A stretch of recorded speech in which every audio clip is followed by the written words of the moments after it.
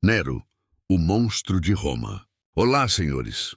Hoje falaremos sobre um dos imperadores mais notórios da história romana, Nero Claudius Caesar Augustus Germanicus, cujo reinado é marcado por uma violência desmedida, loucura e excessos.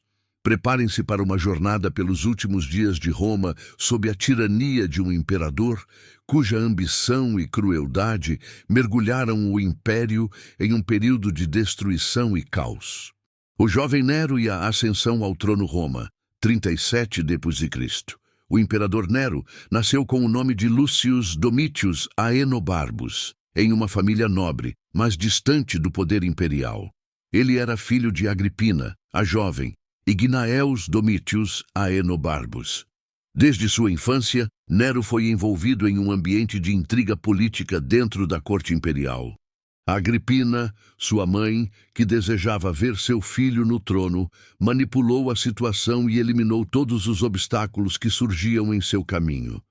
Ela conseguiu, com grande estratégia, forçar o imperador Cláudio a adotar Nero como seu filho e herdeiro, mesmo que ele não fosse o filho biológico de Cláudio.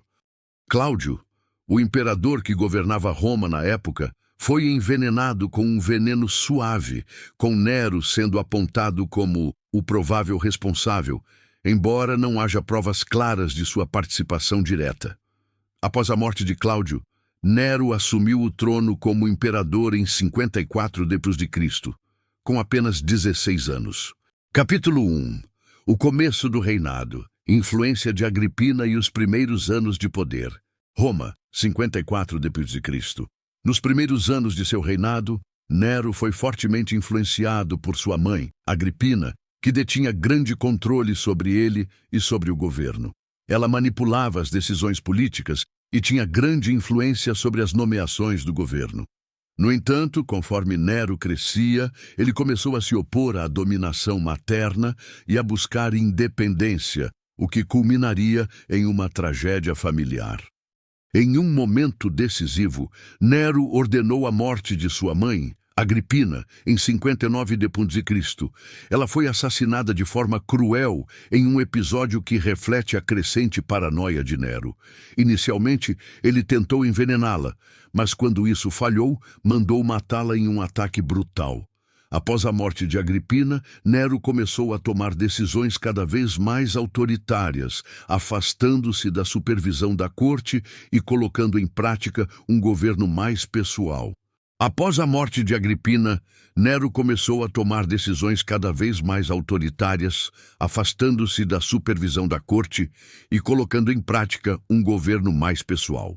Capítulo 2. O grande incêndio de Roma. A culpa de Nero. Roma, 64 d.C. Em 64 d.C., Roma foi devastada por um grande incêndio que queimou por dias, destruindo grandes áreas da cidade, incluindo o Fórum Romano e várias partes do centro histórico. O incêndio foi suspeito e muitos acreditam que Nero tenha sido o responsável pela tragédia, com o objetivo de reconstruir Roma à sua imagem, criando um palácio grandioso no local que foi destruído pelas chamas.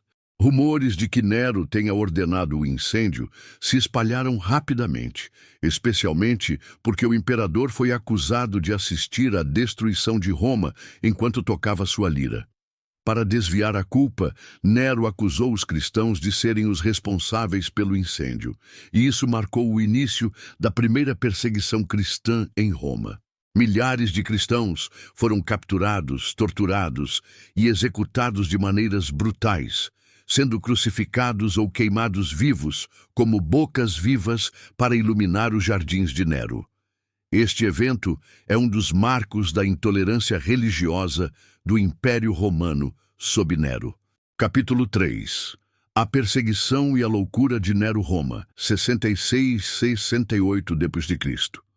Nos últimos anos de seu reinado, Nero se entregou ainda mais aos excessos e à loucura, participando de espetáculos públicos, promovendo corridas de bigas, músicas, teatro e outros eventos de entretenimento. Enquanto isso, o governo imperial começou a desmoronar sob o peso de suas decisões erradas e da insatisfação crescente do povo. Revoltas na província da Judéia e em outras regiões do Império começaram a surgir e militares e generais romanos começaram a questionar a autoridade de Nero. O exército romano se rebelou e Nero perdeu apoio de seus principais aliados, como a guarda pretoriana. A decadência de Nero se intensificou, com ele sendo um imperador cada vez mais insano e imprevisível, mergulhando Roma em um caos econômico e político. Capítulo 4. A queda de Nero. O fim de um imperador Roma, 68 d.C. A queda de Nero foi tão dramática quanto seu reinado. O general Galba, comandante das tropas no norte da Espanha, foi proclamado imperador, e a guarda pretoriana desertou de Nero. Ele ficou sem aliados e sem apoio. Em sua última tentativa de escapar da revolta, Nero foi deposto. Sem opções, ele se refugiou em um palácio abandonado, onde, cercado pelos seus inimigos e sem coragem de enfrentar as consequências, Nero se suicidou com a ajuda de seu secretário, Epafrodito. Nero morreu em 9 de junho de 68 d.C., com apenas 30 anos, deixando um império em ruínas. O Senado, aliviado por sua morte, declarou-o um público inimigo e apagou seu nome das inscrições oficiais.